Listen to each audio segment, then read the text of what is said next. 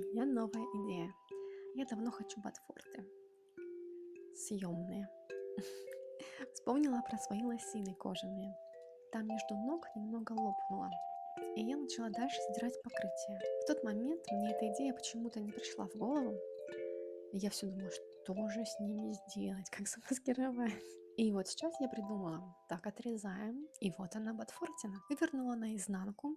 И отступая одинаковое расстояние от паха, черчу прямую линию и отрезаю. В лосинах был один шов на внутренней стороне. Я долго думала, на какую сторону теперь носить его. Вертикальная полоса– это то, что удлиняет и странит ноги. Видела колготки с полоской сзади. Это считается очень секси. Долго примеряла и думала. Спереди чаще. Видно ее будет, поэтому решила оставить шов спереди. Да, с мини-леопардовой юбкой это вообще ударно выглядит, конечно. Но она мне попалась первой в шкафу, поэтому смотрите. Приглаживаю шов на одну сторону, затем отмечаю подворот. Надрезаю шов в двух местах и откладываю эти отрезки швов по разные стороны, чтобы при сложении толщина была одинаковой. Иначе вот такое толщение получается без надрезания. У меня нет лапки для кожи. Я видела совет приклеить бумажный скотч на подошву лапки. Но в этот момент скотч был далеко, и я попробовала так. Ткань пошла волной, к сожалению. Иголку я использовала для стрейча. На коробке написано Джерси, что есть одно и то же, как сказал продавец мне.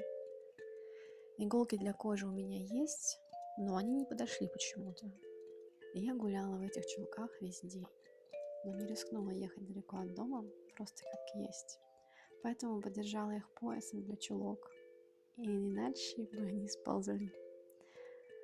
Вот такие следы остались от закрепов.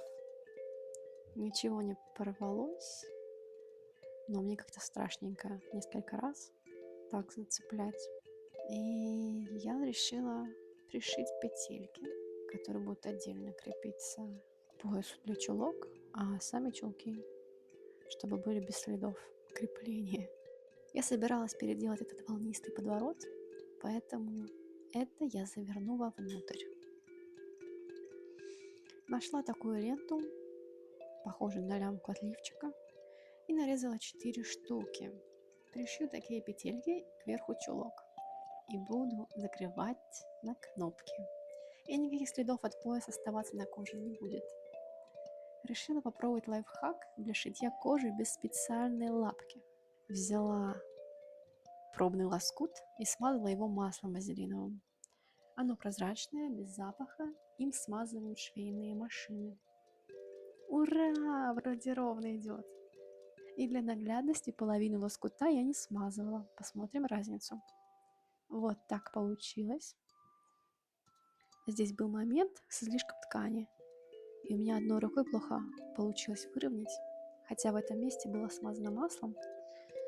Может, плохо сложила, а может, подсохло место. Дальше сухая несмазанная часть вроде как тоже вышла лучше, чем в тот первый раз. Но все же есть намеки на сборку ткани.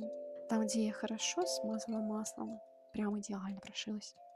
Если сложить в кольцо, то смазанная часть выглядит ровно. А если складываю в кольцо сухую часть, то вот он виден результат. Так что лайфхак удался. Пробы прошли, пойду на лосины. Добро пожаловать на финальную примерку. Сзади я не стала закреплять к поясу, потому что мне неудобно защелкивать. Сейчас они держатся только спереди на поясе, и сзади при ходьбе так и норовят сползти, но не падают. Так что если носить длинные юбки, то вообще без пояса можно. Из-за флиса внутри в них тепло и почти не промокают. Вот так получилась моя петелька. Здесь одним концом ленточка пришита к чулкам, а другим концом закрывается на кнопку в том же пришитом месте, а петелька продета в пояс чулок.